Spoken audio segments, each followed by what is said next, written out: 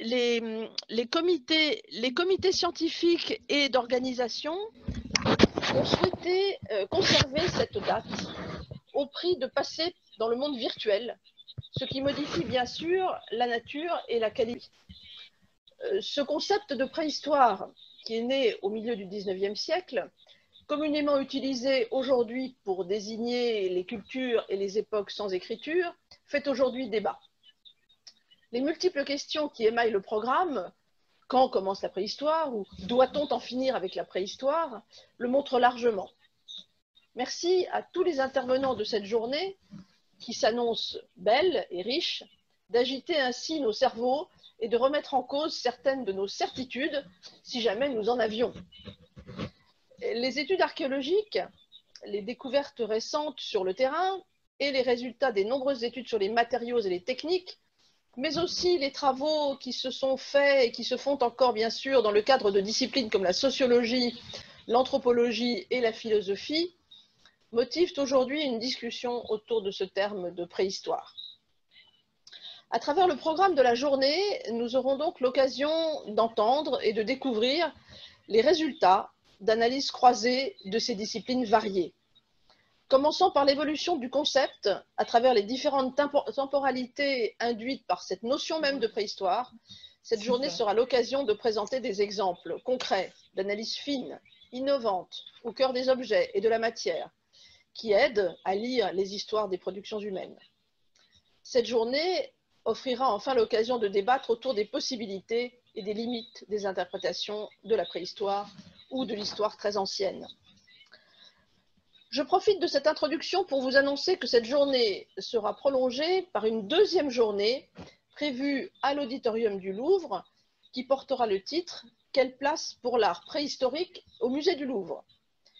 Cette deuxième journée, prévue initialement au printemps 2021, aura finalement lieu en octobre 2021 et j'aurai le plaisir, j'espère, de vous y retrouver physiquement pour poursuivre les échanges en espérant que nous ne serons pas encore à ce moment-là derrière nos écrans.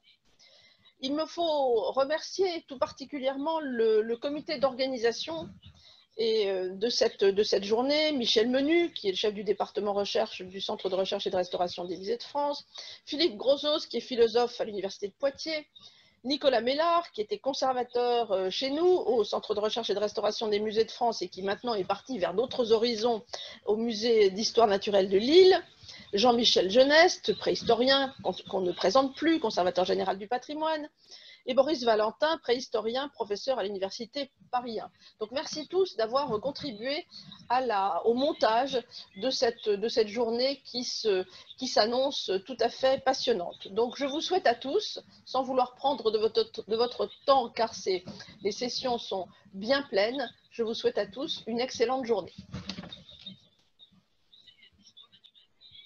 Je vais prendre la main.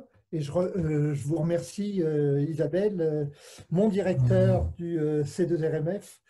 Je voudrais donner rapidement quelques indications techniques avant d'ouvrir la session numéro 1. Donc d'abord, dire qu'il y a plus de 290 personnes qui se sont inscrites aujourd'hui. Nous n'aurions pas réussi à faire rentrer tout ce monde dans l'amphi du C2RMF, dont la jauge est réduite à 80 personnes. Ça montre combien cette question que nous allons traiter aujourd'hui est importante et cela nous donne une responsabilité plus grande pour l'organisation de cette journée. Ces conditions techniques particulières exceptionnelles dues à la crise sanitaire ne nous ont pas permis de prendre des questions du public. Et donc, nous nous en excusons. Alors, n'hésitez pas à nous les envoyer par écrit et surtout, gardez-les pour l'événement du Louvre que Isabelle a annoncé tout à l'heure. Et avant de commencer et de donner la parole aux intervenants de la première session, je voudrais aussi remercier chaleureusement les collègues du C2RMF sans lesquels cette réunion n'aurait pas pu se tenir en virtuel. C'est Vanessa Fournier, qui au C2RMF a assuré la réalisation de tous les éléments de communication et Florian Bourguignon, qui n'a jamais compté son temps pour nous aider à la réalisation matérielle, virtuelle de cette journée. Donc, on va passer à la première session de cette journée, consacrée à l'origine et l'évolution de ce concept de préhistoire. Cette session est modérée par Jean-Louis Georget, professeur à l'université Paris 3 Sorbonne Nouvelle. Il est spécialiste de l'histoire de l'ethnologie allemande. Il a édité avec Philippe Grosso et Richard Kuba l'ouvrage L'avant et l'ailleurs, qui sont les comptes rendus d'un colloque qui a réfléchi sur la question du comparatisme ethnologique pour comprendre la préhistoire. Donc, je vais donner la parole à Jean-Louis Georget pour cette première session. Merci beaucoup pour cette introduction. Et il me revient donc, en tant que non-spécialiste de la préhistoire, de cette première session sur, comme vous l'avez très bien dit, préhistoire, origine et évolution d'un concept.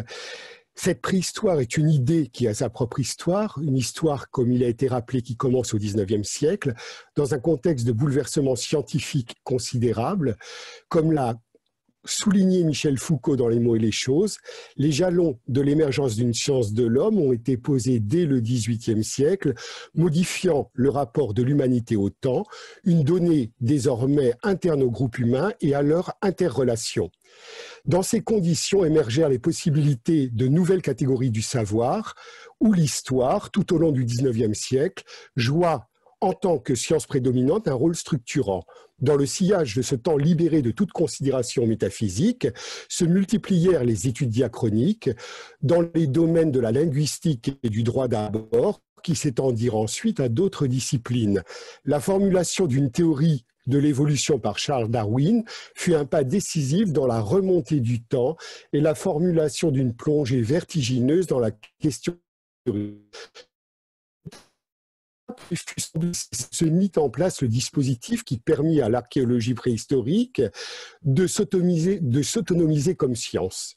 Il s'agit de l'invention du terrain, puisque comme chacun d'entre nous le sait, il n'est pas de préhistorien sans terrain, proche ou lointain, comme l'ont si bien écrit et décrit Boris Valentin et Jean-Michel Jeunesse dans leur ouvrage « Si loin, si près », pour en finir avec la préhistoire. Le questionnement commença à tourner autour de la place assignée aux matériaux empiriques dans les travaux de sciences humaines et sociales, qui variaient considérablement d'un domaine à l'autre, tout en représentant un socle commun. Ces variations étaient tributaires de l'économie démonstrative propre à chaque démarche de recherche en voie de constitution, mais elles relevaient aussi des formes plus ou moins canoniques établies, pour partie dans les enceintes nationales et dans des traditions académiques différentes. Par terrain, il faut entendre à la fois les lieux et moments de saisie des matériaux empiriques d'une recherche visant à relever des informations signifiantes pour une visée compréhensive ou interprétative. Il s'agit de moments de production d'un savoir scientifique qui supposait de la part du chercheur une forme d'immersion ou du moins de concentration sur la collecte de matériaux empiriques. Chacun pensa dans ce langue, à partir de ces pratiques de une, ce que recouvre le terme de préhistoire, sans penser un instant aux conditions nationales de production de cette idée. Si elle est embarrassante, comme dit Panel, préhistoire, origine et évolution d'un concept, c'est que l'invention de la préhistoire fut propre à chaque nation européenne, à une époque où elles étaient toutes en concurrence. Chaque pays a fait son expérience de la découverte de temps pendant longtemps impensé et impensable, de manière parfois spectaculaire, parfois de façon laborieuse. Quoi de commun entre l'idée de la préhistoire d'une nation multiséculaire comme France, quand Jacques Boucher-Pert collecta dès 1859 des objets, celle de l'Espagne catholique avec l'émerveillement de la fille du marquis Sanz de Santuola, ou encore l'émergence d'un pouvoir identifié comme l'Allemagne. Il fallut en outre du temps pour qu'elle trouvât sa limité dans le cadre universitaire qu'intégrèrent les sciences terrain au milieu des années 1920, après avoir fait les jours du musée européen. Nous nous contenterons ce matin de nous emparer des cas français et allemands. Je vais maintenant laisser successivement la parole à nos trois intervenants de ce matin. Nathalie Richard, qui est professeure d'histoire contemporaine à l'Université du Mans. Elle travaille sur les thématiques histoire des sciences de l'homme et de la société, l'histoire de l'archéologie.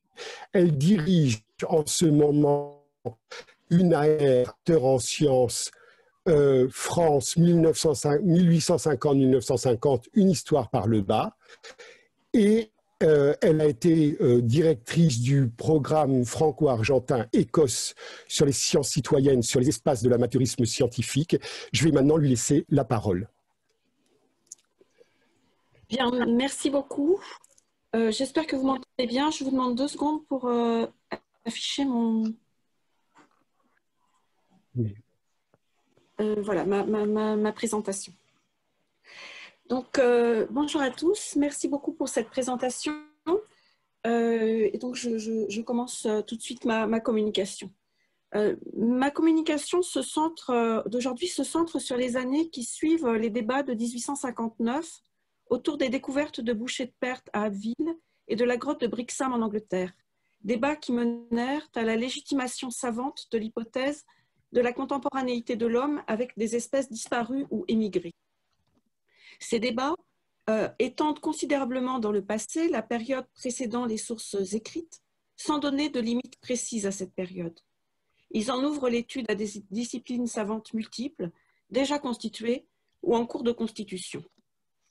La question centrale de mon propos d'aujourd'hui est d'interroger la manière dont les acteurs ont pu penser à l'aide de quels mots, donc penser à l'époque l'objet de leurs études et la manière de l'aborder. Cette question, bien sûr, a déjà été évoquée par plusieurs historiens des sciences, notamment du point de vue de l'appartenance institutionnelle d'acteurs qui sont répartis au XIXe siècle principalement en 3 réseaux. Le premier de ces réseaux est celui de l'archéologie nationale.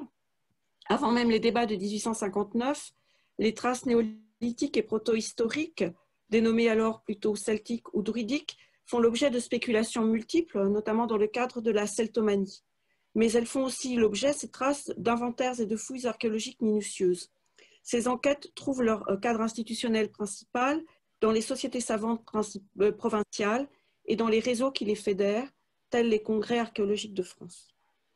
Après 1859, l'extension de la période précédant les sources écrites à l'échelle des temps géologiques favorise son étude par d'autres acteurs issus d'autres champs scientifiques. D'une part, la géologie, dont les praticiens sont réunis par exemple au sein de la Société géologique de France. D'autre part, les anthropologues, qui sont en train de se structurer au sein de la Société d'anthropologie de Paris, autour d'un programme centré sur l'anthropologie physique. Excusez-moi. Les premiers géologues concentrent leurs études sur la stratigraphie et sur la datation relative des niveaux archéologiques afin d'en affirmer ou d'en contester l'ancienneté. Ces débats se déroulent dans le contexte des renouvellements de la géologie et de son vocabulaire, associés principalement à l'époque au nom de l'aïeul. La connaissance des périodes géologiques les plus récentes s'affine à l'époque et de nouveaux noms sont avancés pour désigner leur subdivision. Les mots de Miocène, Pliocène et post-Pliocène vont s'imposer. Ces recherches sont marquées à partir des années 40 également par l'émergence de l'hypothèse glaciaire. Du côté des anthropologues, les approches sont paléoanthropologiques et archéologiques. Elles se centrent notamment sur la question des races préhistoriques et engagent, pas toujours de manière explicite, la question des relations entre races et traces culturelles. Ces recherches mobilisent également 2 formes qui s'ouvrent aussi à ce qu'on appellerait maintenant l'éthologie ou aux mœurs des grands singes, et donc comparatif entre les mœurs des hommes et les mœurs des grands singes. Et d'autre part, une autre forme de comparatisme qui est le comparatisme plus classique, le comparatisme ethnographique. Alors, ces points sont assez bien connus et je souhaite aujourd'hui proposer une autre perspective qui est d'aborder la question de ce qu'est la préhistoire du point de vue des acteurs à partir des mots qui servent à la dire et peut-être à la penser. Dans cette perspective également, des recherches ont déjà été menées sur les mots préhistoire et préhistorique. Et pour ne pas répéter ce qui a été dit par d'autres, je vous propose une autre approche qui partira du catalogue général de la librairie française. Pour la période qui nous intéresse, on possède une compilation réalisée par le bibliographe parisien Otto Lorenz, qui publie 2 volumes de tables en 1879 et 1880. Dans ces volumes, 2 rubriques portent un titre qui renvoie explicitement à la préhistoire. Il s'agit des sections anthropologie préhistorique et archéologie préhistorique. Ces 2 expressions, en fait, se calquent sur la dénomination des congrès internationaux de préhistoire qui sont organisés à partir de 1866. Les 2 rubriques rassemblent 99 titres et je vais donc partir de ce corpus pour proposer quelques réflexions encore exploratoires sur les mots qui servent à dire la préhistoire autour de 1860. Je ferai d'abord rapidement une analyse globale de ce corpus et des mots qui sont mobilisés, puis en changeant d'échelle, j'opérerai une focale sur quelques mots pour entrer un peu plus en détail sur ce que ces mots révèlent de la difficulté qu'il y a à dire ou à penser la préhistoire de manière unifiée dans les années 1860 en France. Un regard sur le corpus global que j'ai évoqué signale la fréquence suivante pour les mots qui sont mobilisés. On remarque clairement le succès d'un nouveau terme qui est l'adjectif préhistorique dans sa forme au singulier ou au pluriel, aux dépens d'autres mots qui n'apparaissent que de manière marginale, tels que antéhistorique, avant l'histoire, avant notre ère, par exemple. En revanche, ce premier graphique pourrait laisser supposer qu'il y a une association naturelle entre préhistorique et homme, et ceci est en fait une illusion graphique, car le corpus que je viens de mentionner révèle des disparités assez fortes entre les titres qui sont rangés dans la rubrique archéologie préhistorique et les titres qui sont rangés dans la rubrique anthropologie préhistorique. Dans la rubrique archéologie préhistorique, c'est dans cette rubrique-là en fait que l'adjectif préhistorique est surtout mobilisé. Si l'on regarde avec plus de détails, le mot n'est associé qu'une seule fois à homme dans ce corpus. L'adjectif est en fait très dispersé dans une grande diversité d'expressions. L'expression d'archéologie préhistorique n'apparaît en tant que telle que dans 4 titres auxquels on pourrait associer peut-être d'autres titres un peu connexes, 4 autres titres, études préhistoriques, questions préhistoriques, classification préhistorique. Aussi, de ce corpus, il ressort que l'association de l'archéologie comme science et comme méthode et de l'adjectif préhistorique ne va pas de soi dans ces années-là. Pour le dire autrement, l'expression d'archéologie préhistorique ne s'impose pas pour désigner un champ scientifique en train de se constituer. L'adjectif préhistorique est de fait principalement mobilisé pour désigner une position dans le temps sous la forme d'expressions telles que outils préhistoriques ou station préhistorique. On remarque en revanche la quasi-absence de l'adjectif préhistorique dans les titres qui sont classés sous la rubrique anthropologie préhistorique. L'expression elle-même d'anthropologie préhistorique, contrairement à celle d'archéologie préhistorique, n'apparaît dans aucun titre si on accepte les comptes rendus des congrès internationaux. Elle n'est donc pas appropriée par les acteurs pour désigner un champ d'étude. Il n'existe pas à l'époque, du point de vue des acteurs et d'un point de vue nominaliste, d'anthropologie préhistorique. Ici, ce qui ressort essentiellement, c'est le mot « homme » sous sa forme au singulier, associé de manière extrêmement fréquente avec ancienneté, fossile et origine. Ce que semblent indiquer ces mots, c'est donc un sous-champ qui se configure non autour d'une période à étudier, mais autour d'une question dont on reconnaîtrait la centralité, qui est la question de l'ancienneté de l'homme. En conclusion de ce parcours très rapide, je voudrais donc insister sur le fait qu'on est en présence en fait, de 2 ensembles de formulations qui correspondent à 2 groupes d'acteurs. Une partie des acteurs s'empare d'un adjectif, l'adjectif préhistorique, pour désigner une période dans une chronologie relative, et ceci en maintenant ou avec de grandes zones de flou. La première incertitude est liée en fait à la position chronologique précise de cette période et notamment à la limite qui sépare préhistoire et histoire. Le deuxième élément de flou, c'est que chez ces auteurs, on pourrait repérer dans le détail une divergence très forte sur la nature des traces ou des sources qui permettent d'étudier cette période. Donc, un groupe d'acteurs qui s'empare de l'adjectif préhistorique pour désigner une période à étudier avec tous ces éléments de flou. Un autre groupe d'acteurs entre dans la préhistoire par une question qui lui paraît centrale, qui est la question de l'ancienneté de l'homme, mais là encore avec une grande part d'indétermination, à la fois sur la manière d'aborder cette question et sur la discipline qui serait la plus légitime pour y répondre. Alors bien sûr, cette distinction entre deux groupes est un peu artificielle puisqu'elle relève essentiellement de la manière dont Lorenz a classé, a réparti les titres entre les deux catégories, les deux rubriques de son catalogue. Mais on remarque que très peu d'auteurs se retrouvent dans les deux corpus, donc dans les deux groupes, et donc il y a bien une forme de distinction réelle entre des groupes d'acteurs qui ne mobilisent pas les mêmes mots et qui ne pensent pas la préhistoire de la même manière.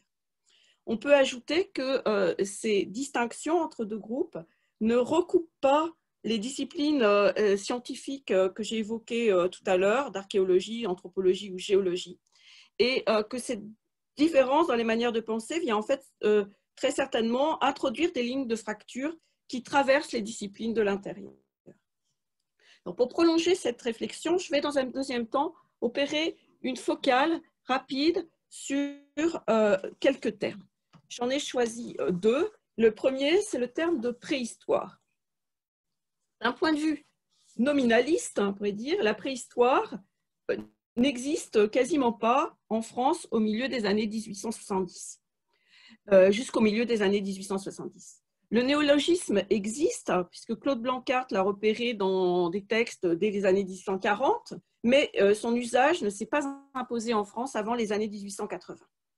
Dans mon corpus, un seul titre intègre ce mot. Il s'agit de l'ouvrage de Sigismond Zaborowski-Moindron, dont vous avez ici le titre, publié en 1874. Sigismond Zaborowski-Moindron est un membre de la Société d'anthropologie de Paris, plus connu des historiens des sciences pour ses travaux sur l'origine du langage. L'ouvrage ne donne pas beaucoup d'éléments qui expliquent le choix de ce mot pourtant peu fréquent à l'époque par l'auteur, mais l'ouvrage permet néanmoins de souligner deux points. Le premier est que le mot préhistoire est mobilisé ici dans un contexte philosophique militant. Une longue préface le resitue sur la toile de fond, sur une toile de fond beaucoup plus philosophique qu'archéologique, puisque cette préface est consacrée à la défense du matérialisme contre un positivisme jugé trop hésitant concernant le darwinisme et la question de l'origine de l'homme. L'auteur y critique tout particulièrement Littré, et c'est à Littré qu'il attribue, qu'il associe le mot préhistoire dans une citation indirecte que vous avez ici sous les yeux, citation donc attribuée à Littré dans laquelle le mot préhistoire est le seul mot entre guillemets, avec une référence à Littré, mais vous voyez une référence non précisée. Il apparaît néanmoins, on peut déduire en fait que cette citation indirecte s'inspire de l'article que Littré avait consacré en 1858 à la question de l'Antiquité de l'homme dans la Revue des Deux Mondes. Mais en fait, le mot préhistoire ne figure pas dans la citation d'origine. Littré, je vous l'ai mise en regard, hein, parle d'études des monuments de l'antique industrie et d'archéologie. Le mot préhistoire ne figure pas dans l'article de 1858. Donc, on voit bien ici hein, que le mot est mobilisé dans une controverse philosophique par l'auteur, par Zaborowski-Moindron, et donc qui insère ce mot dans une série en fait, de controverses complexes qui opposent spiritualistes, positivistes et matérialistes en France dans les années 1850-1870. Alors cette charge philosophique, on pourrait quasiment dire idéologique du mot préhistoire, me paraît confirmée par un autre indice, puisque une enquête par mots-clés dans la presse numérisée paraît indiquer que seuls les auteurs catholiques hostiles à l'histoire s'emparent du mot de manière précoce. On le trouve par exemple de manière assez récurrente dans l'un des principaux périodiques catholiques de l'époque, qui est l'Univers, par exemple hein, dans cette chronique qui rend compte en 1874 du Congrès international préhistorique de Stockholm. Alors, l'usage du mot préhistoire par Zaborowski-Moindron ouvre aussi sur une deuxième remarque. Il nous permet de pointer le fait que les mots qu'utilisent les acteurs, préhistoire, préhistorique, désigne une scansion chronologique dont les limites varient considérablement de l'un à l'autre, d'un auteur à l'autre. Dans le premier chapitre de son livre, Zaborowski-Moindron va distinguer ce qu'il appelle la préhistoire proprement dite et la paléontologie humaine. Cette distinction recoupe selon lui celle qui sépare l'époque géologique actuelle, qui étudierait la préhistoire, des époques géologiques antérieures que la paléontologie humaine étudierait. L'auteur isole ainsi un âge géologique de l'homme qu'il paraît identifier à l'âge de la pierre taillée et la préhistoire proprement dite qui semblerait correspondre à l'époque de la pierre polie, comme on dit à l'époque. Mais la seconde partie de son ouvrage, dont il dit que cette partie est spécifiquement consacrée à la préhistoire proprement dite, fait bouger en fait un peu la limite, puisque cette seconde partie débute non pas avec le néolithique, mais avec ce qu'on appelle alors, ce que l'auteur appelle l'âge du renne.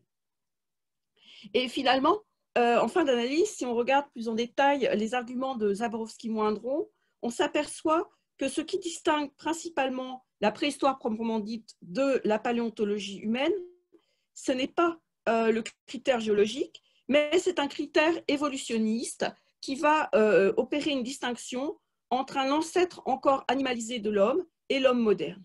C'est avec l'âge du renne, selon Zaborowski-Moindron, qu'un être humain suffisamment proche de l'homme actuel apparaît et que débute réellement la préhistoire, ouvrant celle-ci à des comparaisons ethnographiques, alors que la période précédente, celle de la paléontologie humaine, ne permet que des comparaisons éthologiques, on pourrait dire, notamment avec l'éthologie des grands singes.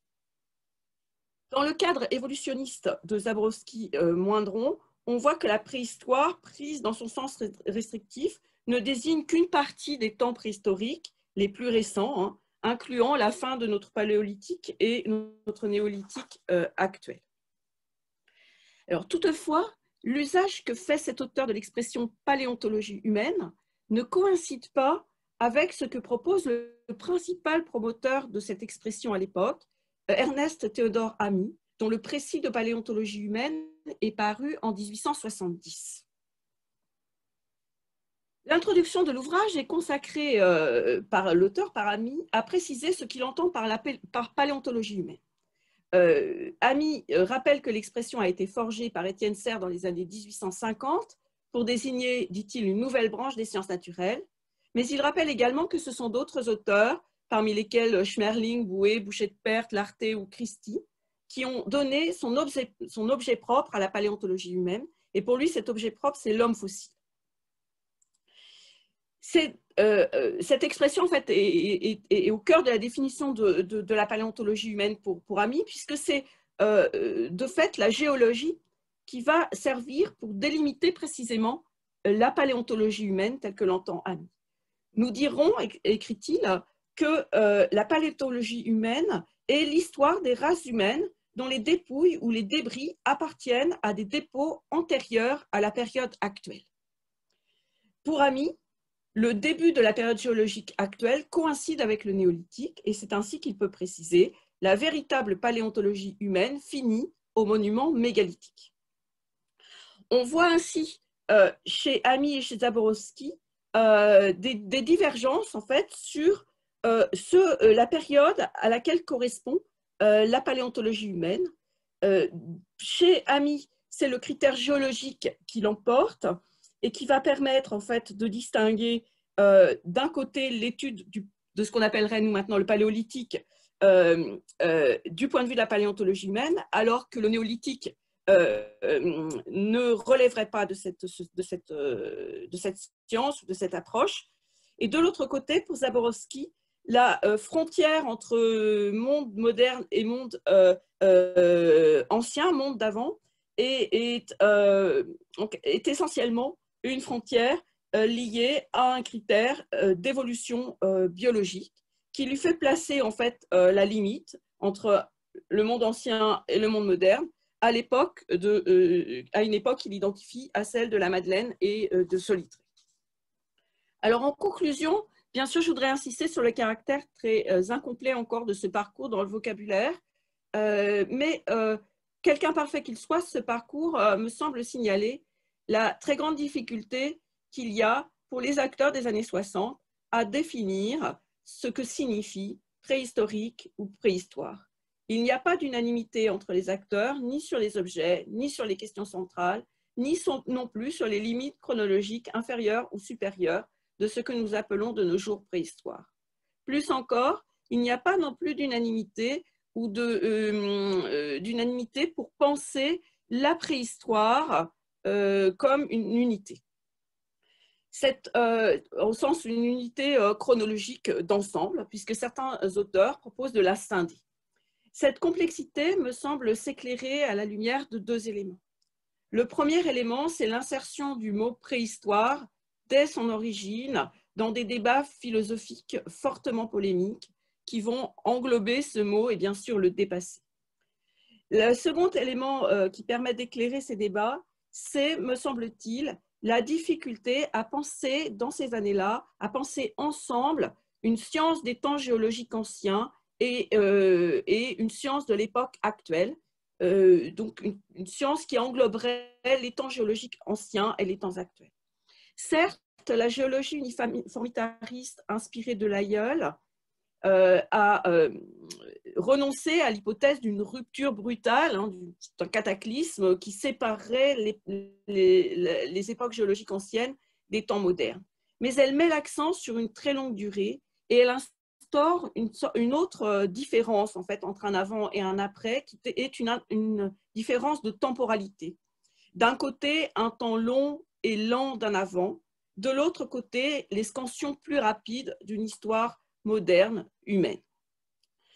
L'avant, de ce fait, ne se situe plus alors entre histoire et préhistoire, mais quelque part entre paléolithique et néolithique. Si bien que les deux époques, néolithique et paléolithique, ne pourraient pas être approchées par les mêmes outils. Alors, cette complexité, penser les deux temporalités de la longue durée, de la lenteur et des scansions plus rapides d'une histoire humaine, cette difficulté, elle est complexifiée encore lorsque cette opposition entre deux modalités de temporalité se redouble d'un évolutionnisme biologique qui postulerait que l'homme d'avant présente des différences importantes face à l'homme moderne, comme c'est le cas par exemple chez Zaborowski-Moindron. Merci pour votre attention. Je vous remercie beaucoup pour votre exposé. Et je vais donner maintenant la parole, avant bien sûr que nous discutions, à notre deuxième intervenant, François Bon. François Bon est professeur des universités à Toulouse. Son domaine de recherche principal concerne les conditions d'avènement du Paléolithique supérieur en Europe et plus précisément les modalités d'apparition et de développement de la culture aurignacienne. Il a été responsable, ou il est responsable d'un projet ANR sur les ruptures et continuités dans le peuplement de l'Afrique à la fin du Pliocénène. Et donc, je vais lui laisser la parole sur l'histoire à contre-courant. Merci beaucoup, Monsieur Georget. J'espère que vous m'entendez bien, que le son est bon. Voilà, bonjour à toutes et à tous. Merci beaucoup de m'avoir invité à cette présentation pour Que faire de la préhistoire. Moi, je n'ai pas de présentation PowerPoint, donc là, je vais vous parler a cappella. Que faire avec la préhistoire? Si on me posait la question, moi je dirais que ça m'a donné l'occasion de rencontrer plein de gens passionnants et même parmi mes meilleurs amis, mais c'est pas pour ça que je suis venu vous parler aujourd'hui, vous vous en doutez. Que faire avec la préhistoire? Et je vais tâcher de poursuivre un peu la réflexion historiographique à la suite, et j'en étais très heureux de passer après Nathalie Richard et d'avoir le plaisir de l'écouter, et également en faisant quelques références à ce que vous avez pu dire précédemment, Monsieur Georget. Donc c'est vrai que cette préhistoire, elle pose le terme, c'est pas surprenant, il pose problème depuis le 19e, et Nathalie l'a très bien rappelé à l'instant. Mais c'est vrai, comme vous l'avez déjà dit, là je ne fais que vous paraphraser, il a bien fallu à un moment donné passer d'un moment où l'histoire était articulée entre, on va dire, une perception mythique du monde, par exemple dans certains contextes la Bible bien sûr, et puis comment on articulait cette perception mythique avec une perception historique. Quand on a enlevé la perception mythique sous les pieds de l'histoire à partir de, effectivement, au cours de l'époque moderne, il fallait bien mettre un tabouret sous les pieds de l'histoire, sinon la pauvre elle était suspendue et qu'est-ce qu'il pouvait bien y avoir en dessous? Et donc ce tabouret, petit à petit, ça a été la préhistoire qui s'est imposée et puis de ce tabouret d'ailleurs est devenu une véritable échelle puisque plus le temps a passé et plus on a mis des choses sous l'histoire pour justement lui donner un commencement. Mais il fallait bien trouver un commencement à l'histoire qui n'était plus une perception mythique par définition. Et comme Nathalie l'a très bien montré à l'instant, c'est vrai qu'au départ, on a plutôt mis, je dirais, comme tabouret sous les pieds de l'histoire, le néolithique. Ce néolithique, autrement dit, qui était celui avec lequel on pouvait commencer à arrimer ce qu'on peut appeler des dynamiques historiques, c'est-à-dire des migrations de population, des arrivées de population. En l'occurrence, très vite, les modèles ont été posés de gens venant d'ailleurs, par exemple du Proche-Orient vers l'Europe de l'Ouest. Et donc, cette dynamique historique a permis d'ancrer ce qu'on appelle aujourd'hui la préhistoire récente comme la première phase d'une préhistoire qui servait de socle à l'histoire. Et puis avant, c'était effectivement l'histoire naturelle. Mais dès le 19e, et là Nathalie l'a encore très bien montré, en fait il y a une indistinction qui se pose et on commence à remonter un peu dans le temps. C'est pour ça qu'il y a une espèce de mouvement régressif de l'histoire. L'histoire elle va remonter progressivement dans le temps et aller commencer à arrimer des étages de plus en plus lointains pour s'en servir de socle. Et dès le 19e siècle, effectivement, l'âge du renne commence à proposer éventuellement d'être lui aussi un socle à l'histoire, succédant à une histoire proprement naturelle. Mais ce moment-là, il est véritablement acté un peu plus tard. Donc là, je prends la suite de Nathalie en termes chronologiques. Il est vraiment acté au début du XXe siècle et c'est notamment tout le travail de Breuil et de sa génération. En fait, parce que Breuil, c'est le porte-parole de toute une génération dans les années 1900-1910 et qui va aboutir à l'invention d'une nouvelle scansion chronologique qui est donc celle du paléolithique supérieur. Et dans ce mot de paléolithique supérieur, qui reste quand même lui arrimé dans un vocabulaire, on va dire, à caractère géologique, mais qui néanmoins dit bien ce qu'il veut dire, c'est qu'avec le paléolithique supérieur, on arriverait à une humanité qui en fait a clos l'évolution paléontologique, même zoologique, comme certains en emploient le terme à l'époque, comme Boulle par exemple, dans son fameux manuel Les hommes fossiles de 1921, dans lequel il dit justement, avec les hommes de l'âge du renne, avec le paléolithique supérieur, est achevée désormais l'histoire zoologique et l'histoire ethnologique peut commencer. Donc ça, c'est tout le travail du début du XXe siècle. Il a fallu pour cela, en fait, pour arrimer l'âge du renne avec le néolithique, c'est-à-dire faire remonter un cran encore au-delà le début de ce que les gens à l'époque considèrent comme l'histoire, il a fallu évidemment arrimer le paléolithique et le néolithique, et ça c'est tout le travail de Piette par exemple au Mas d'Asile, lorsque le hiatus, le fameux hiatus qui comblait en fait à travers le hiatus, ce qu'il fallait combler, c'était pas seulement un élément de chronologie entre le paléolithique et le néolithique, c'était tout simplement entre une préhistoire paléontologique et une préhistoire qui était déjà à caractère historique. Ce hiatus, il est comblé, vous le savez, donc dans les années 1889-90, grâce aux harpons asiliens. Là, je fais un petit clin d'œil à Jean-Marc qui nous en parlera tout à l'heure. On peut dire que les harpons asiliens ont retenu le paléolithique et le néolithique ensemble. Et c'est à partir de là donc, que va pouvoir être quelques années plus tard, élaborer le concept de paléolithique supérieur tel que je l'avais évoqué précédemment avec Breuil.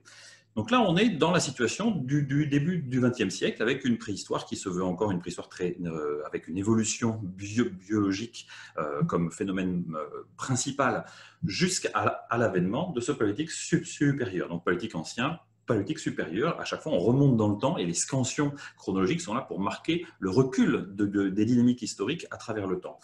C'est ce qui va se passer justement dans la deuxième moitié du XXe siècle, où le paléolithique moyen va finir par être inventé lui aussi.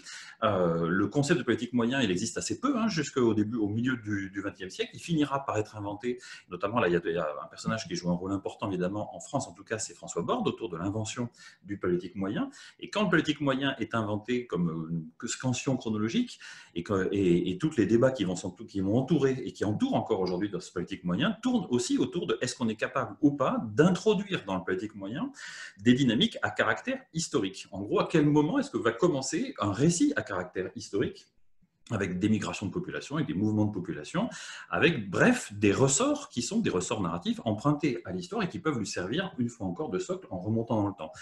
Et plus on se rapproche de nous, plus on a envie de remonter encore dans le temps. Et on peut presque se demander aujourd'hui si certains n'aimeraient pas faire commencer l'histoire avec l'apparition de Sapiens. Autrement dit, alors ça dépend quand commence Sapiens, au sens propre du terme, mais là aussi ça remonte encore dans le temps. Et c'est un peu le discours qui va être tenu, notamment cette fois-ci sur un autre continent, qui est celui de l'Afrique, par exemple, avec la question de tous les débats entourant sur l'émergence de la modernité comportementale, je vais en dire un petit mot tout à l'heure, dans le Middle Stone Age, d'une certaine façon, et presque une tentation là aussi de faire remonter le début de l'histoire, en tout cas de notre histoire, encore un peu plus tôt. Donc, c'est là où il y a cette dimension un peu de contre-courant que j'évoquais précédemment. Mais au fond, jusqu'à quand cela va-t-il remonter? Est-ce qu'à un moment donné, quelqu'un proposera que les premiers australopithèques taillant des galets aménagés ou des choppers il y a plus de 3 millions d'années, est-ce qu'on est déjà dans l'histoire ou est-ce qu'on n'y est pas encore? Et là où je veux en venir, c'est que ça pose évidemment que faire de la préhistoire? C'est plutôt à quoi sert la préhistoire. Et c'est là où je veux en venir avec 2 petites réflexions qui me semblent traverser le XXe siècle et qui sont toujours présentes, me semble-t-il, en tout cas dans une partie de nos réflexions et de nos travaux. Donc 2 petites réflexions par rapport à ça qui sont plutôt autour du thème de, effectivement, à quoi sert la préhistoire? La première chose à laquelle sert la préhistoire, depuis le XIXe siècle et encore jusqu'à aujourd'hui, c'est comment arrimer, comment articuler une histoire naturelle et une histoire humaine. C'est effectivement à ça qu'a servi la préhistoire au XIXe, elle sert encore à cela. C'est comment est-ce qu'on arrive à articuler ces deux conceptions que sont l'histoire naturelle, puisqu'on veut que l'homme fasse partie de la nature, et en même temps, à quel moment est-ce qu'il s'extrait de la nature pour avoir sa propre trajectoire historique au sens fort du terme. Les travaux sur le sujet ont émaillé le XXe siècle et sans doute que le plus abouti, qui reste encore à mon sens le plus abouti, c'est l'ouvrage de Leroi-Gourhan, Le geste et la parole, donc dans les années 60, qui est vraiment le projet intellectuel, en tout cas en France, qui reste le plus abouti sur comment justement on essayait de faire passer l'homme depuis son ancrage le plus naturel dans les profondeurs de l'histoire du vivant jusqu'à l'émergence de ce qu'est un homme au sens plein du terme, c'est-à-dire notamment avec l'invention de facultés psychiques, cognitives, notamment autour de la parole et du symbolisme en général, qui est l'aboutissement d'un processus que Leroi-Gourhan tâche d'ancrer dans une histoire profondément naturelle. Donc la cohérence du discours de Leroi-Gourhan, elle s'inscrit bien dans une volonté d'ancrer ces différentes perceptions d'une histoire naturelle et d'une histoire humaine. Ça, c'est la première petite réflexion. La deuxième réflexion, enfin, grande réflexion de la part de Leroi-Gourhan, petite de ma part à moi. La deuxième piste de réflexion, à quoi sert la préhistoire à travers le monde aujourd'hui, elle sert beaucoup aussi à articuler une histoire universelle et une histoire particulière. Je veux dire par là que l'histoire en général, les récits historiques sont là plutôt pour traduire des trajectoires singulières de certaines régions du monde à certains moments, par certains personnages, certains peuples, certaines sociétés, etc. etc. La préhistoire, elle va beaucoup servir à aussi mettre cela en scène, mais le mettre en scène sur fond d'une histoire à caractère universel. Et on traque effectivement qu'est-ce qui est fait l'universel de l'homme. Et qu'est-ce qui, justement, dans des productions préhistoriques, qu'elles soient en Europe, en Afrique, en Asie, en Amérique, etc., qu'est-ce qui appartient à une espèce de bagage de l'humanité? Et ça, c'est quelque chose qui s'est beaucoup développé, on va dire, dans la deuxième moitié du XXe siècle, pour tout un tas de raisons, je dirais, humanistes, politiques, idéologiques, etc., et qui tournent notamment autour de la volonté de définir ce que serait un comportement humain moderne, qui permette de ranger sous la même bannière toutes les humanités passées, ou une partie des humanités passées en tout cas, et les humanités présentes, qui essayent justement de donner une historicité à ce qui fait aujourd'hui l'unité universelle de l'humanité dans son ensemble. Par exemple, tiens, voilà, la pensée symbolique à laquelle je faisais allusion précédemment, la conscience de la mort, le rapport à la mort, qui fait effectivement un trait d'union entre toutes les sociétés et tous les comportements humains actuels. Mais nous, préhistoriens, notre rôle reste quand même de dire, ok, mais depuis quand? À quel moment est-ce que ces caractères sont devenus des universaux sur lesquels sont venus ensuite se greffer toutes les trajectoires particulières? Donc cette notion d'articulation entre dimension universelle de l'homme et trajectoire historique particulière, c'est aussi à cela que sert la préhistoire. Et j'en viendrai donc rapidement à conclure. Vous voyez que moi j'ai été assez rapide sur ce propos, mais j'en viens rapidement à conclure autour de la petite idée aussi que la préhistoire, ce n'est pas tellement que c'est quelque chose qui n'est pas encore de l'histoire, c'est quelque chose qui n'est pas simplement de l'histoire, voilà, au sens de la discipline historique. Nous répondons, en tant que préhistoriens, à d'autres impératifs intellectuels qui sont, par exemple, c'est ce que j'ai voulu illustrer à la fin, comment articuler l'évolution naturelle, biologique, avec les trajectoires historiques dont nous sommes de fait issus. Comment est-ce qu'on articule l'histoire naturelle et l'histoire humaine en général, et comment est-ce qu'on articule l'histoire universelle et l'histoire particulière. Ça, ce sont des dimensions que la préhistoire porte en elle, à laquelle elle est censée répondre, en tout cas nous tâchons d'y répondre, et qui en font une discipline tout à fait singulière et autre que l'histoire au sens propre du terme. Voilà, je vous remercie beaucoup.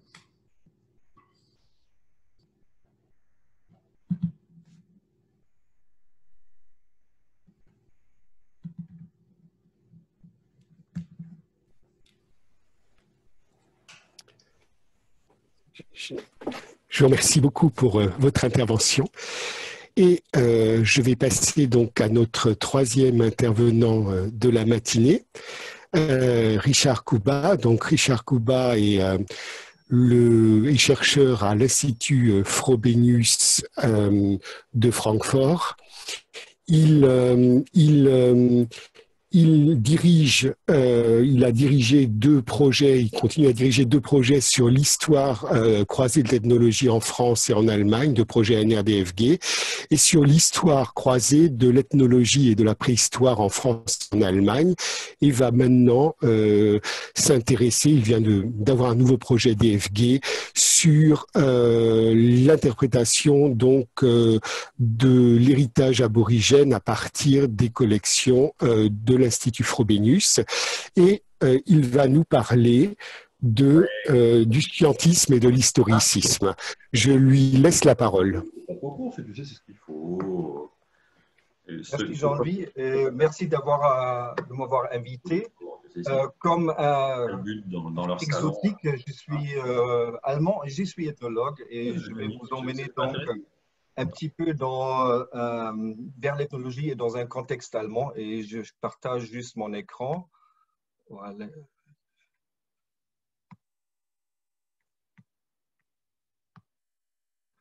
Voilà. Comme ailleurs en Europe, la préhistoire en Allemagne a émergé dans un champ interdisciplinaire, en étroite liaison avec les logiques institutionnelles, les développements socioculturels et le contexte politique.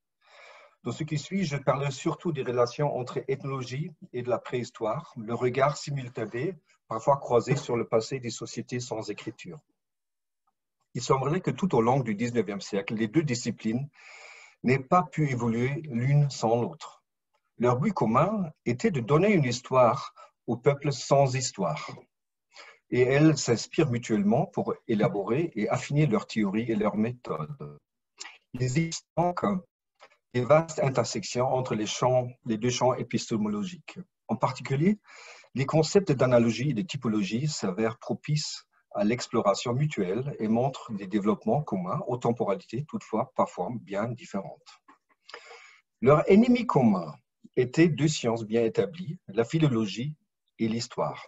Surtout, cette dernière était l'une des disciplines dominantes du XIXe siècle, qui, dans sa version historiciste, appliqua à la méthode historique les concepts du positivisme. Nous allons voir comment, par rapport à cet establishment, les nouvelles disciplines préhistoire et ethnologie ont pu tailler leur champ et ont commencé à écrire une histoire sans historien. Mais commençons par les tout débuts. L'idée d'une comparaison entre les cultures du passé et ceux des sauvages contemporains existait bien avant que ce passé fût nommé, voire qu'une discipline fût créée pour s'en occuper. La première trace d'une occurrence en termes d'analogie ethnologique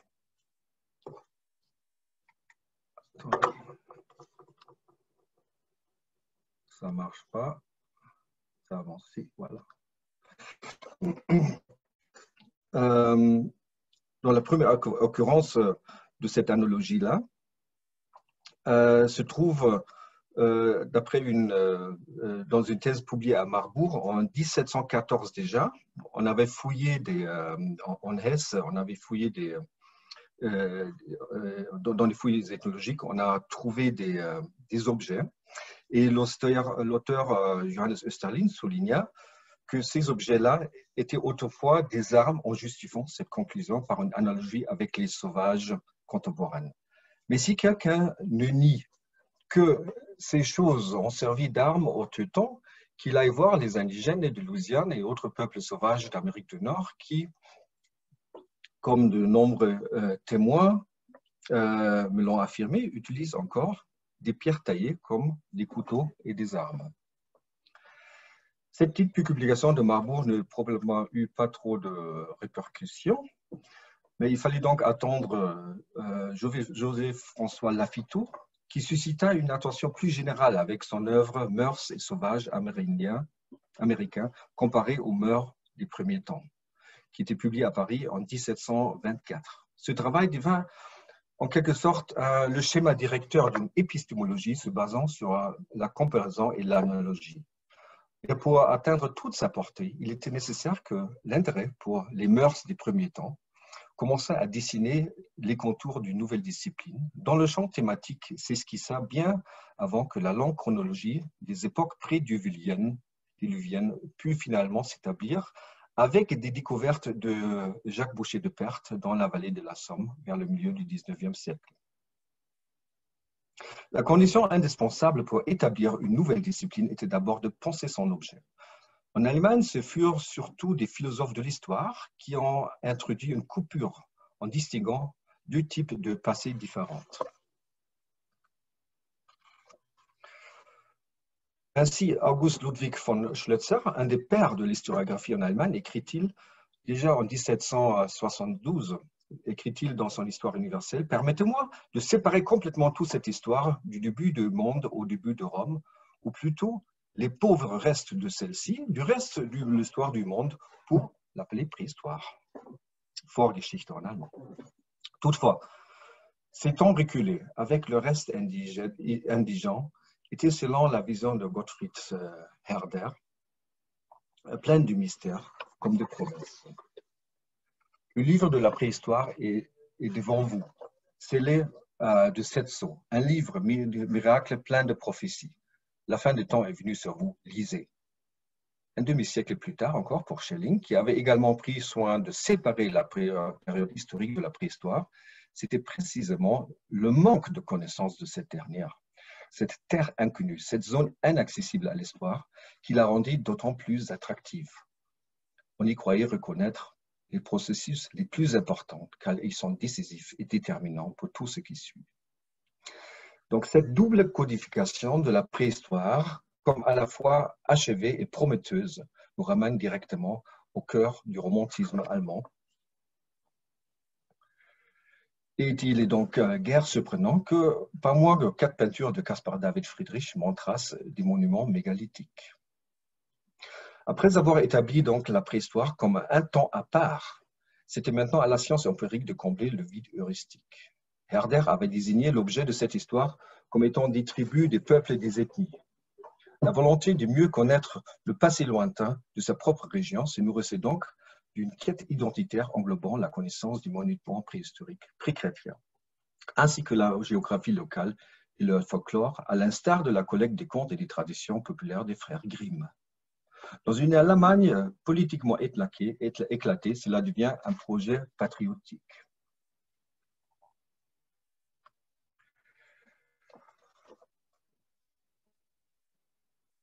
Correspond à la quête d'une identité commune. Dès la fin du XVIIIe siècle, fut fondé un journal intitulé « Magasin littéraire de la préhistoire allemande et nordique ». Mais ce n'est que dans les années 1820 et 1830 que des associations citoyennes furent fondées un peu partout pour explorer l'histoire des antiquités locales, à l'instar de l'Association pour l'exploration des monuments patriotiques des Nuits des Temps, créée à Sinsheim en 1830. Au lieu de développer des spéculations d'ordre philosophique concernant le cours de l'histoire lointaine, ces associations misaient sur la collecte et l'examen critique des sources. Pendant un certain temps, ces nouvelles recherches furent le loisir du milieu bourgeois cultivé, ayant des parcours professionnels très divers, mais souvent c'était des médecins en fait. Parallèlement à la construction d'identité régionale, le projet d'unification nationale de l'Allemagne prenait de l'ampleur et eut un impact sur les associations nationales. Ainsi, en 1952, fut fondée par diverses associations régionales une association nationale qui immédiatement créa le musée central romain germanique, comme c'était appelé, à Mayence. Bien que les recherches de Johann Carl Fultrott sur l'homme des Néandertals n'eussent pas été reconnues dès le début, le succès du Boucher de Perthes, Édouard Lartet et Gabriel de Mortillier en France furent suivis de près en Allemagne. Plus les archéologues s'enfonçaient dans les profondeurs chronologiques inouïes, plus la connexion initiale de l'archéologie avec l'histoire régionale se dilua et plus les échanges internationaux devenaient cruciaux pour la formation de la jeune discipline préhistorique. Les sources sur lesquelles se basait la reconstruction historique étaient d'abord majoritairement des sources écrites. Les premières idées sur les peuples germaniques s'étaient formées à partir de la Renaissance, dès la Renaissance à base de sources romaines comme Tacite, César et Strabon. Mais de plus en plus, le Moyen-Âge prenait le devant de la scène. En 1819, Karl von Zudensteinen avait fondé la Société pour la connaissance de l'histoire allemande ancienne, travaillant surtout à partir des documents du Moyen-Âge. La Monumenta Germania Historica devenait alors un énorme projet d'édition et d'annotation de sources écrites qui continue jusqu'à nos jours, de 1819 jusqu'à nos jours. La recherche philologique l'emportait donc en ce qui concerne la connaissance du passé des peuples germaniques. Tandis que Hegel avait identifié la construction des États comme marquant la frontière entre histoire et préhistoire, pour les historiens, c'était bien la présence de l'écriture qui en délimitait les champs. Ainsi, les grands historiens allemands comme Theodor Mommsen ou Leopold von Ranke insistaient pour que l'histoire commençait là où il y avait des documents fiables, écrits. L'histoire universelle de Ranke débuta donc avec la Bible et l'ancienne Égypte. Et Mommsen, l'autre grand historien du XIXe siècle, affirmait que les archéologues avaient une prédilection pour rechercher ce qu'on ne peut ni savoir, ni ce qui est digne d'être connu. De nos jours encore, les préhistoriens lui en veulent pour des commentaires dénigrants. Effectivement, Mommsen les accusa de demi-savoir, voire d'analphabétisme. Il les traita d'ignorants et de dilettants. La préhistoire, disait-il, était juste un passe-temps innocent pour des prêtres de campagne, des instituteurs de lycée et des colonels retraités. Du côté des préhistoriens, on s'opposa à la désignation des époques reculées comme préhistoire. Le mot d'emprunt préhistorique, composé pour moitié de latin barbare, pour moitié de grec, et son équivalent allemand, vorgeschichtlich, contient une sorte de contradiction in adjecto. Parce que tous les états ou faits pour lesquels nous disposons des informations, quoique par des témoins silencieux, appartiennent à l'histoire.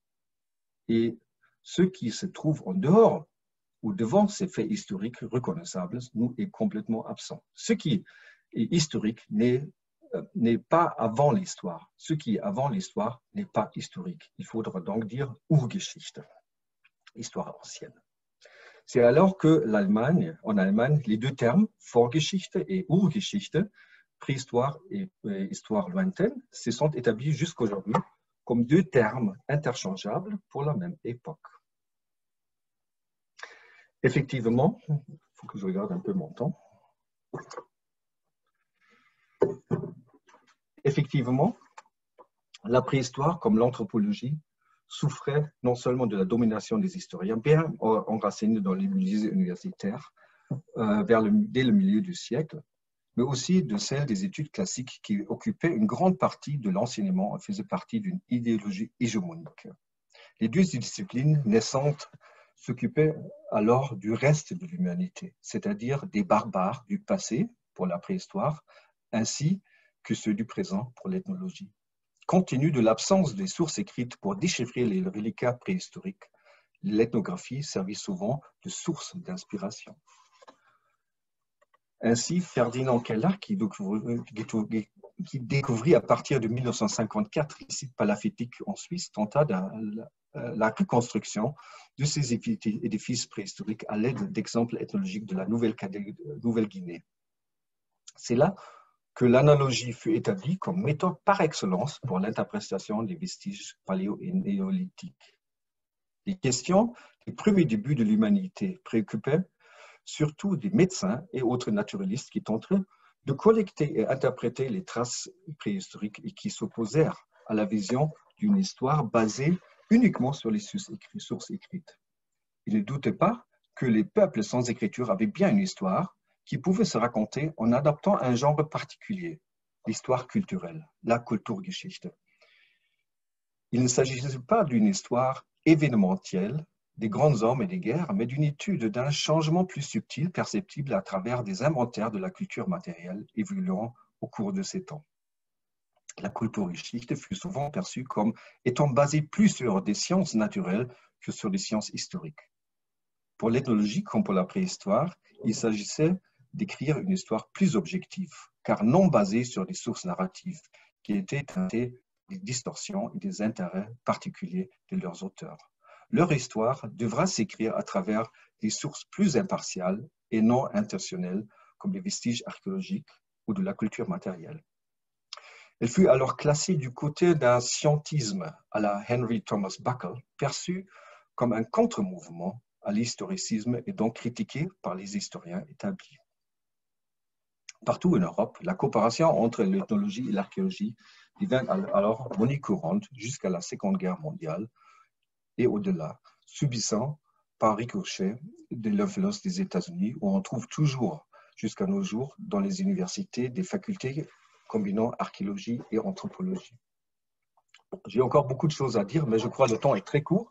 Je vais m'arrêter ici et je serai très content pour rentrer dans la discussion. Merci à vous.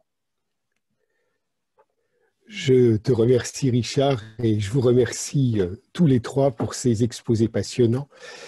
Il y a quelque chose qui m'a frappé dans les trois exposés qui ont eu lieu, c'est qu'à chaque fois, la préhistoire est définie de façon liminaire.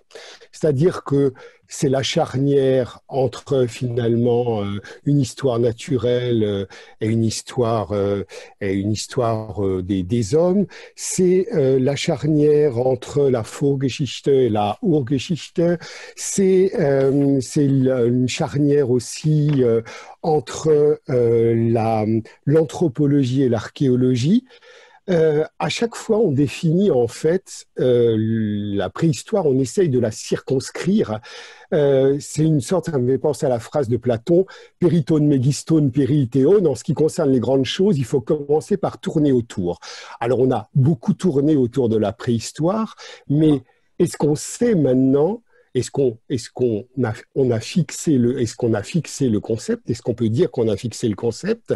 Et est-ce qu'on peut aujourd'hui décemment arriver à construire une histoire de cette préhistoire, puisque c'est un concept éminemment embarrassant, comme il est dit dans le titre de notre section. Je ne sais pas qui veut prendre la parole ou répondre. J'ai toujours l'impression, j'ai pas l'impression qu'on arrive finalement ou que les premiers chercheurs qui sont intéressés à la question ont réussi à définir vraiment ce que pouvait être la préhistoire. On a toujours l'impression que c'est un moment charnière entre deux choses, ou que la préhistoire cherche précisément à relier des choses, mais sans pouvoir donner lieu à une véritable définition.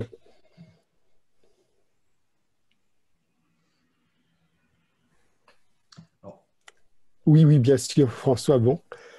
Peut-être un petit mot qui peut-être ne parviendra pas à répondre à votre question, mais que je voudrais être très juste et absolument, on est totalement dedans, mais qui est peut-être un élément d'explication aussi pourquoi c'est si difficile. C'est que la préhistoire, effectivement, elle a été, ça je parle sous le contrôle de Nathalie en particulier ou de M. Cuba, mais elle a été inventée dans les concepts dont on a parlé aujourd'hui. On a parlé d'une préhistoire inventée en Europe. Autrement dit, elle a été vraiment inventée au sens, d'ailleurs, pour reprendre des termes classiques dans l'histoire de notre discipline, justement, et de certains livres de référence de cette discipline, inventer la préhistoire.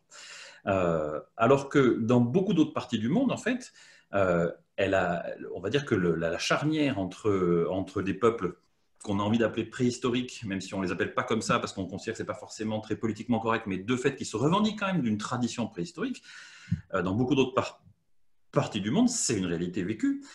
Si vous allez en Australie, en Afrique du Sud, dans certaines parties d'Amérique, etc., la frontière, évidemment, la préhistoire est de l'ordre de la mémoire. En tout cas, elle est revendiquée comme étant de l'ordre de la mémoire, et non pas de l'ordre de la réinvention. Ça fait aussi quelque chose de très compliqué. C'est que selon les endroits du monde où on parle, si aujourd'hui notre conférence était organisée non pas au Louvre, mais était organisée par exemple à Pretoria, on ne tiendrait pas du tout le même discours. Et on ne s'adresserait pas de la même façon aux gens du tout, parce que cette notion-là ne serait pas du tout la même du point de vue du rapport précisément à l'historicité et ou à la mémoire. Ça rajoute encore une couche de complexité à ce que nous désignons sous le terme de préhistoire lorsqu'on s'intéresse à en faire la comparaison à échelle intercontinentale. Donc la préhistoire, c'est un concept avant tout européen. Ça me fait penser à une conférence de François-Xavier Fauvel, qui a la chaire d'histoire de l'Afrique au Collège de France, et qui disait qu'en fait, en Afrique, les temps se superposaient, se juxtaposaient quelque part, qu'il y a un peu de paléolithique, un peu de néolithique, et qu'en fait, les choses se superposent, se juxtaposent, et ne prennent pas finalement cette dimension temporelle comme elle a pu être finalement fixée en Europe.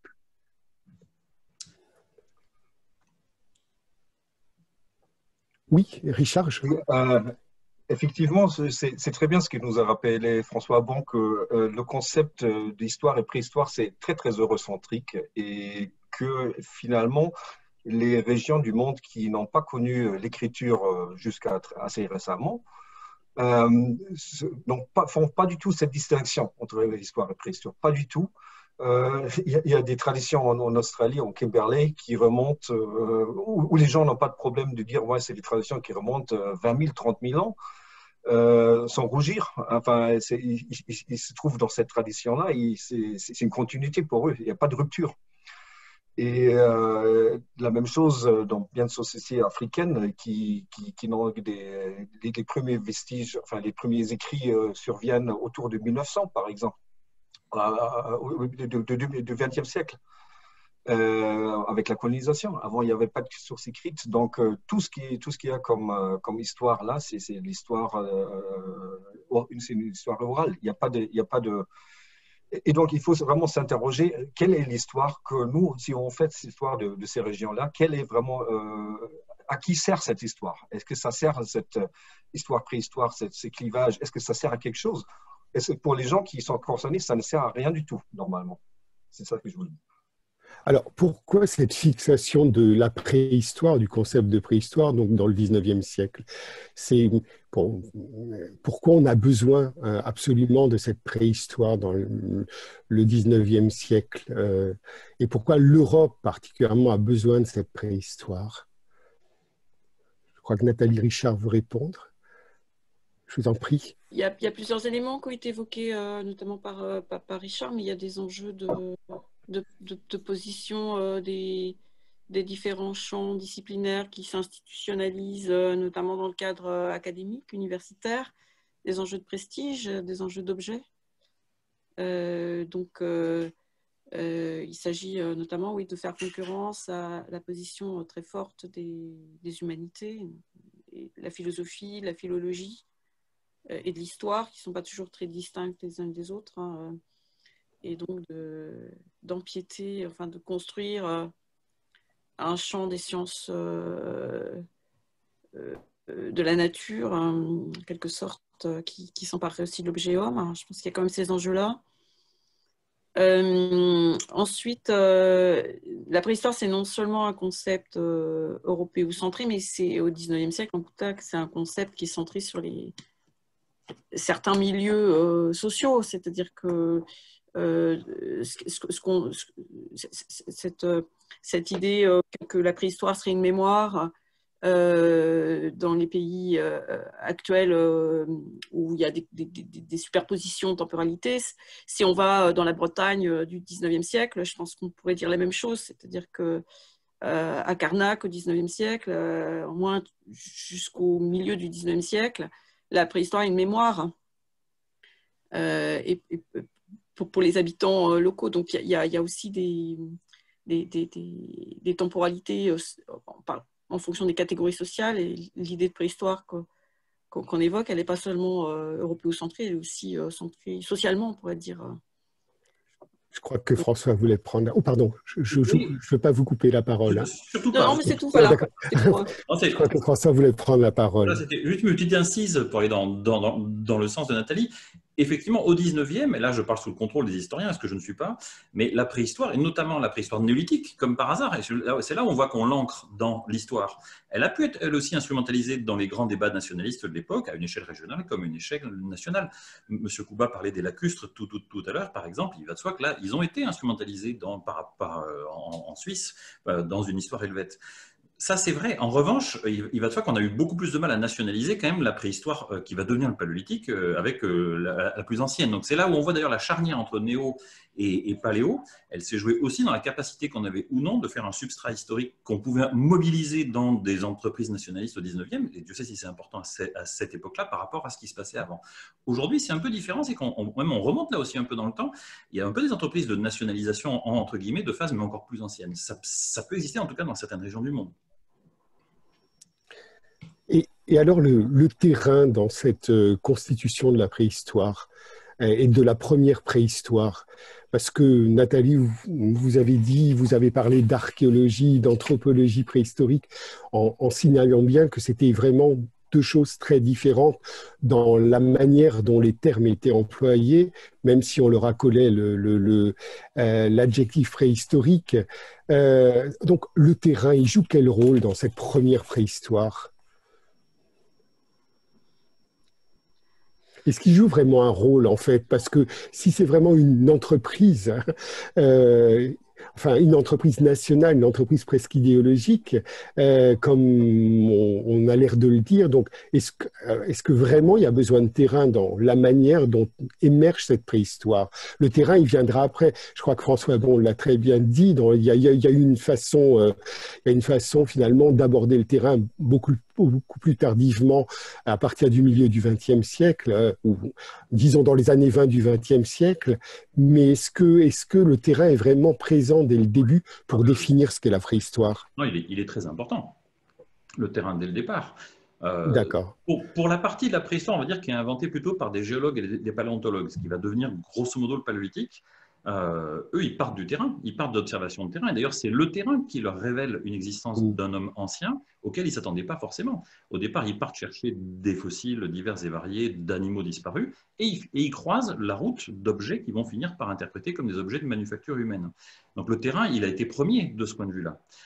Et je pense que pour la tradition plutôt, je veux dire, de ceux qui remontent le temps, on va dire entre guillemets les antiquaires, je pense qu'eux aussi, le terrain est très important. Là, je me tourne vers Nathalie, vers Richard, mais je pense que la notion de terrain, eux aussi, le terrain a eu sa part de vérité pour inventer la préhistoire, sans aucun doute, dès le départ. Oui, je suis absolument d'accord. C'est le terrain qui gère les sources, en quelque sorte, le genre de sources qu'on a. Si on travaille avec des textes, et c'est tous autour des sources, si on travaille avec des textes, ça donne une vision très différente. Donc, c'était carrément une révolution de sortir dans le terrain, d'avoir de nouvelles sources qui étaient inconnues d'avant, des objets, des stratigraphies, etc. Et le problème était d'en faire une chronologie. Donc, avant d'inventer le C14, le carbone 14, c'était un peu ça le problème des préhistoriens. On a toutes ces sources, mais on ne les situe pas dans la chronologie, dans le temps. Qu'est-ce qu'on va le faire? Donc, on a des stratigraphies relatives, etc., mais on n'a pas des dates précises. Et c'était ça vraiment la grande peine, la grande difficulté de la préhistoire. Et c'est pour cette raison qu'elle était aussi dénigrée par les historiens souvent. Parce qu'il n'y a pas des dates, alors il n'y a pas de vraie histoire, en fait. Alors, ouais, le terrain, je suis d'accord avec ce qui vient d'être dit, mais il y a peut-être une nuance, c'est qu'il n'est pas indispensable la pratique directe du terrain n'est pas indispensable à la qualification d'un individu ou la reconnaissance légitime d'un individu comme acteur du champ. C'est-à-dire que on peut, bien sûr, les informations vont venir du terrain, mais il y a toute une série d'acteurs qui travaillent non pas sur le terrain, mais sur des écrits qui portent sur le terrain. C'est-à-dire qu'il y a aussi une répartition des rôles, et il y a le terrain, et il y a aussi les collections. Et les séries, les collections qui se concentrent dans les musées vont aussi jouer un rôle. Et là, elles sont parfois très déconnectées des conditions de terrain dans lesquelles les objets ont été rassemblés. Et néanmoins, il y a des acteurs tout à fait légitimes du champ qui vont travailler à partir de ces collections. Donc, c'est un petit peu comme les travaux d'anthropologie culturelle du 19e siècle. La pratique du terrain n'est pas un rite initiatique d'introduction légitime dans le métier au 19e siècle, comme elle le deviendra au 20e siècle. Alors, pour l'ethnologie, pardon. Pour l'ethnologie allemande, en fait, vous avez une répartition aussi des rôles, c'est-à-dire que le terrain, c'est les amateurs, plutôt. Et les professionnels, les professeurs, les scientifiques, ils recueillent en quelque sorte les données du terrain, mais ils ne vont pas eux-mêmes sur le terrain. Alors, je ne sais pas si dans le domaine de la première préhistoire, c'est aussi comme ça. Et d'autre part, pour avoir un peu travaillé sur les notions de terrain, il est relativement indéfini au départ, c'est-à-dire qu'est-ce qu'un terrain et comment on le construit.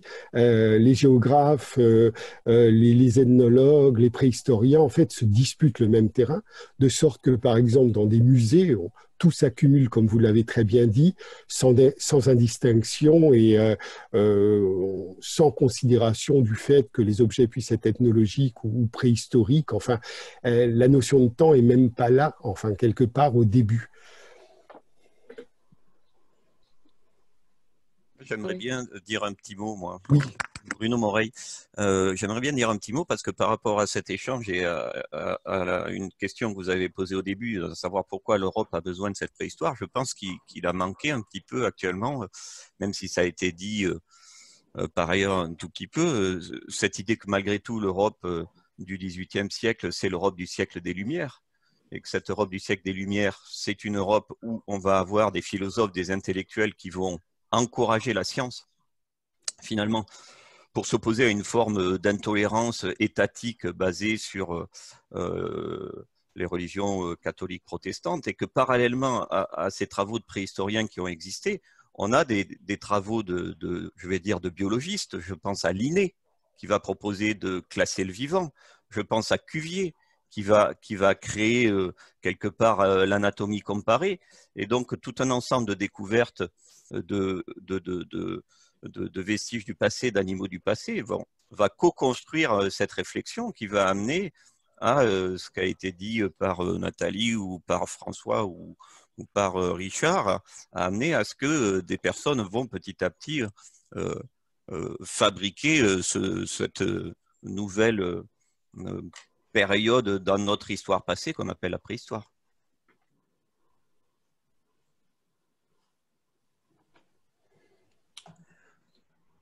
Il y a aussi la question de l'origine et de la prééminence, en quelque sorte, dans ces histoires de la préhistoire, puisque les nations en fait, européennes sont en concurrence et que c'est important d'avoir une origine la plus précoce possible.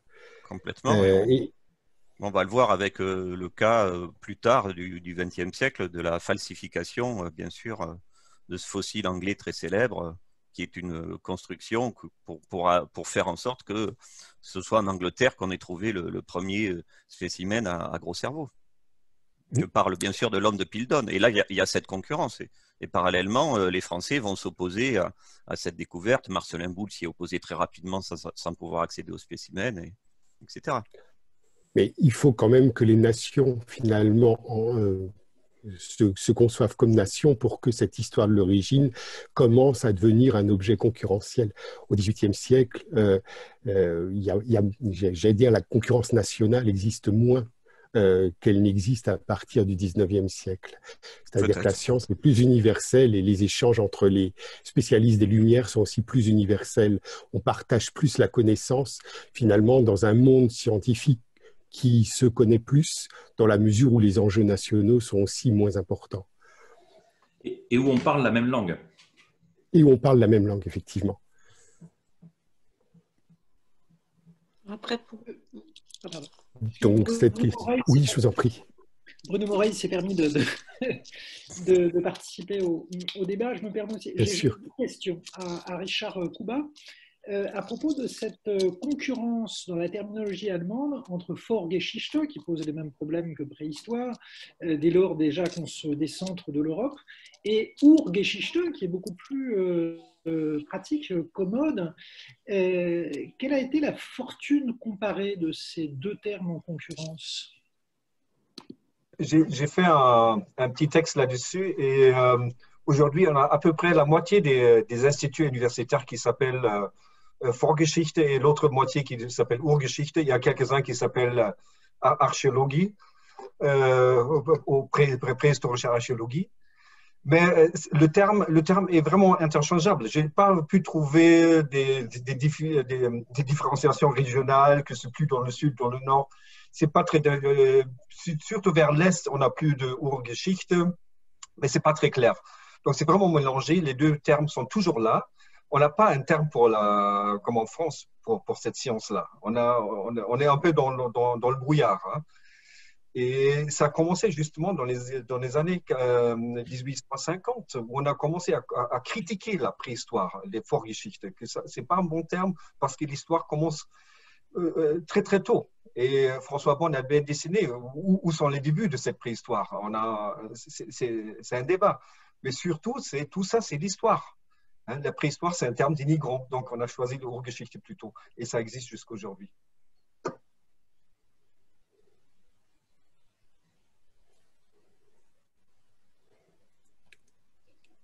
Il y a peut-être d'autres interventions ou d'autres questions par rapport au débat qu'on est en train de mener. Je crois que c'est bien qu'on intervienne comme ça aussi parce que ça permet de vivifier un petit peu ce qu'on est en train de dire.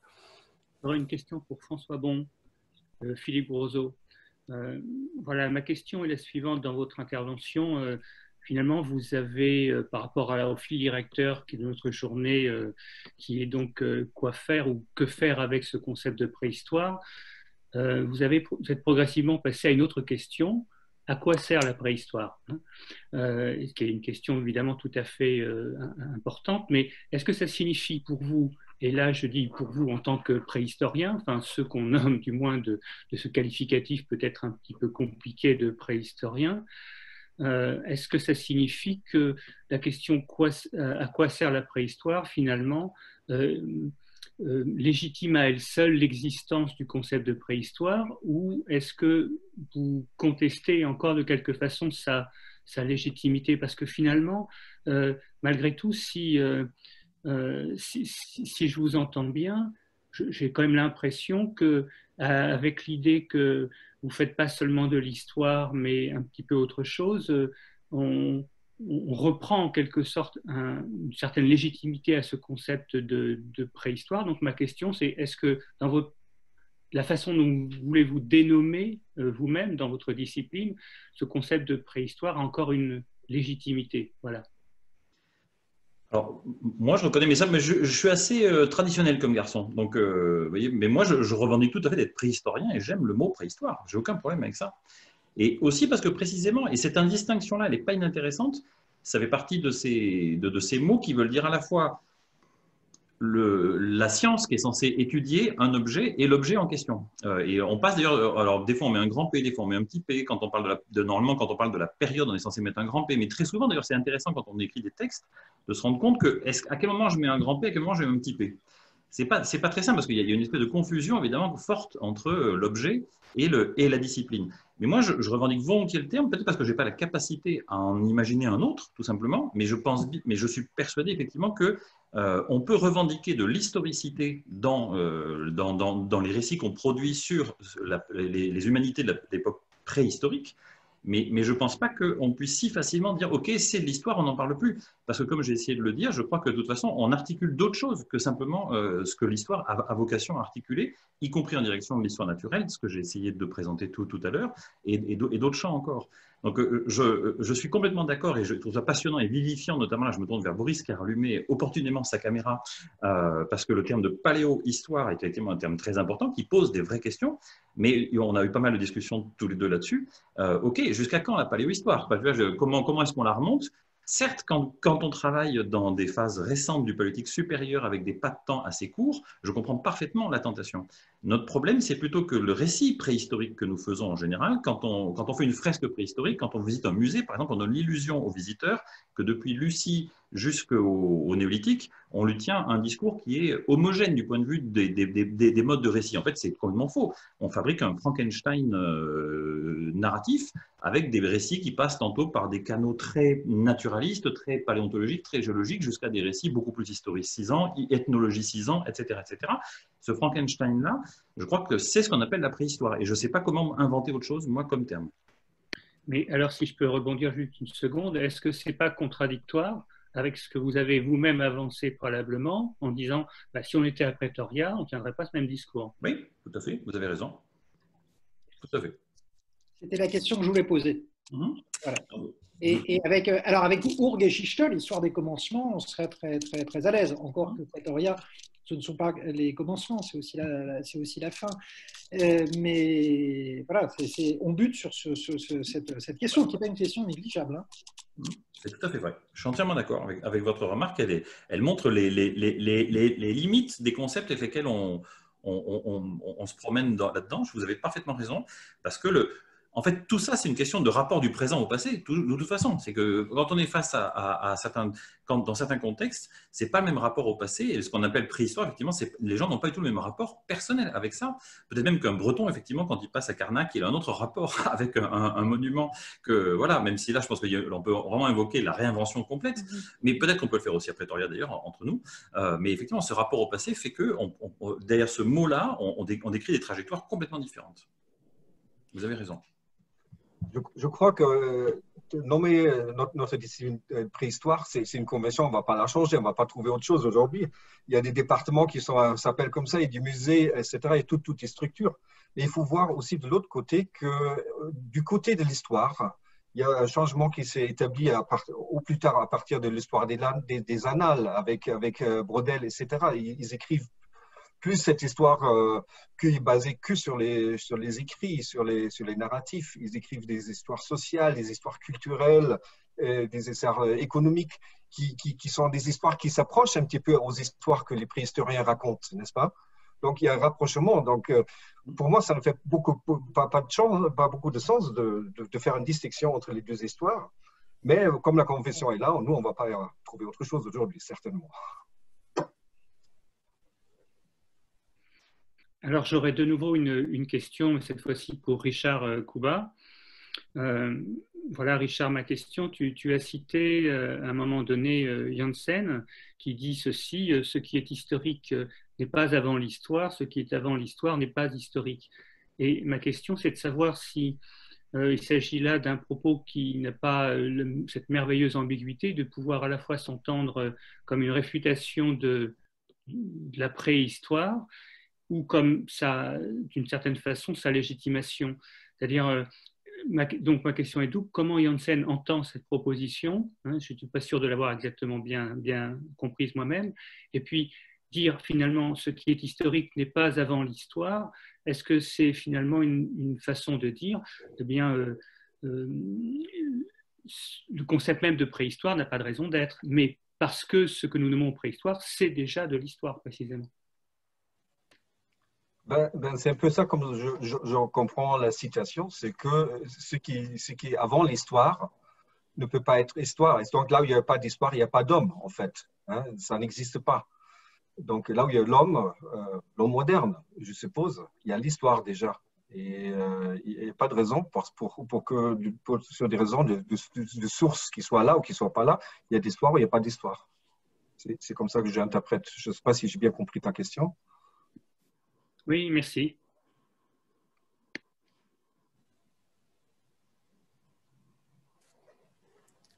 Est-ce qu'il y a d'autres interventions, d'autres questions pour les intervenants?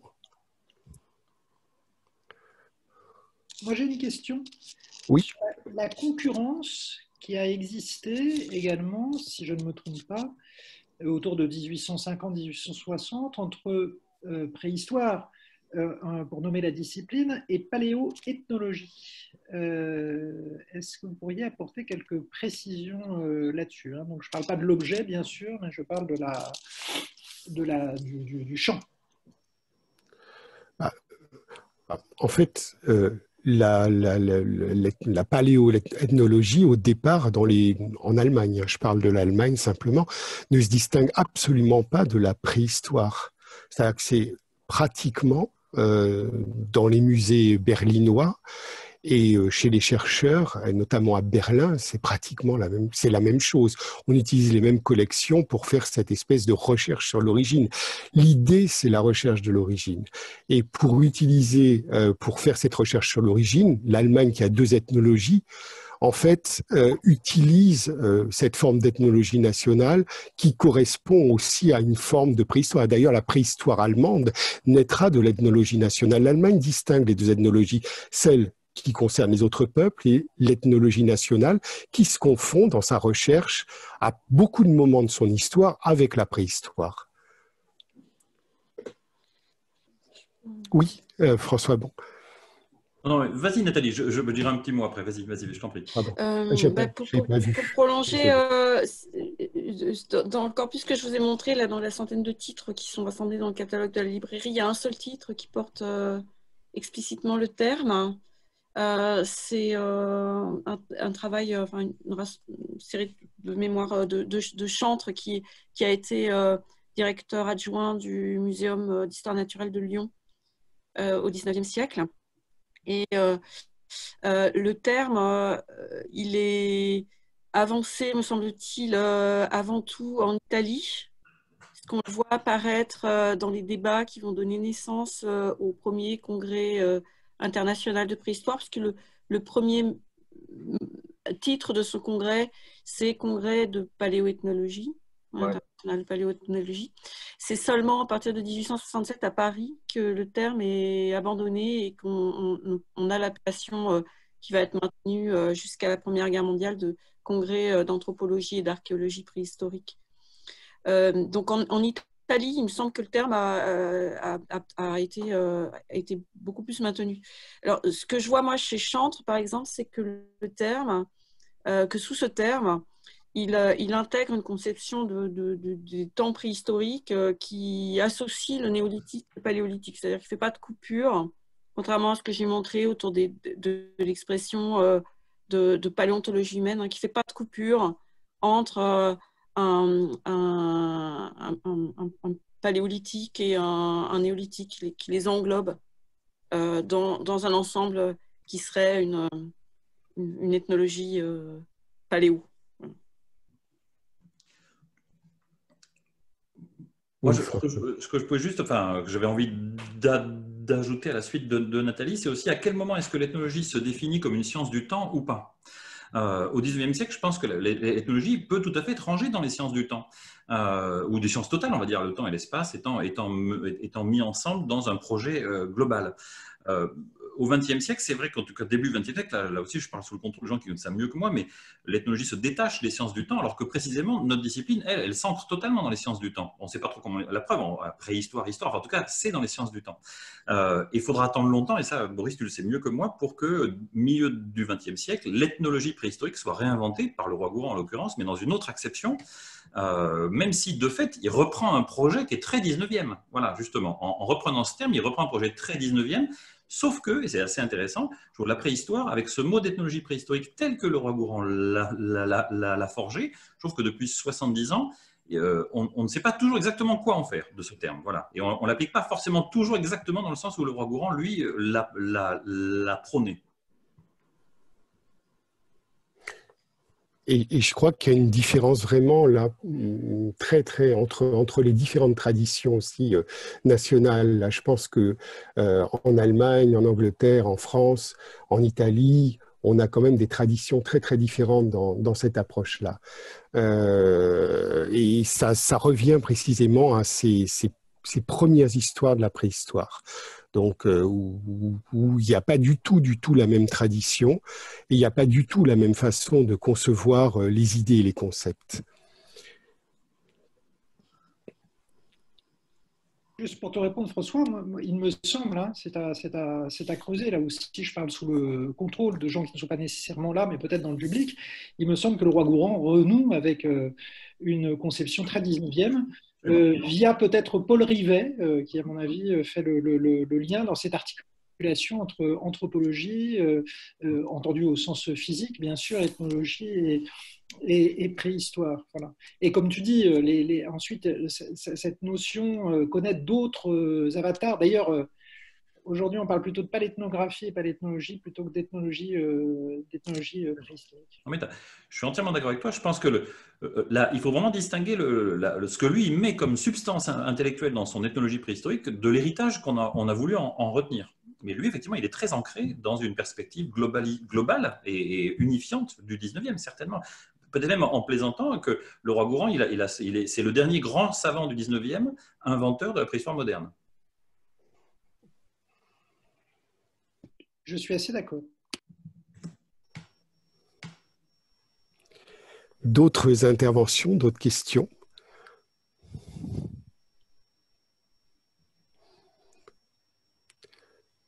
Je crois que si on n'a plus d'autres questions, s'il n'y a plus d'autres questions parmi vous, on s'approche doucement de la fin de notre discussion fort intéressante. Je vais remercier donc les intervenants de leur présence et de leurs interventions et de la discussion que tout ça a généré.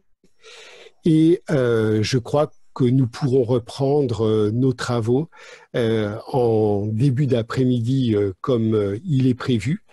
Et j'espère que les discussions ouvertes ce matin pourront se continuer parce que finalement, on a que des questions, on n'a presque pas de réponses. Et j'espère qu'on pourra continuer donc à discuter de cette histoire de la préhistoire et de la pertinence du concept de préhistoire dans les panels qui suivront. Je vous remercie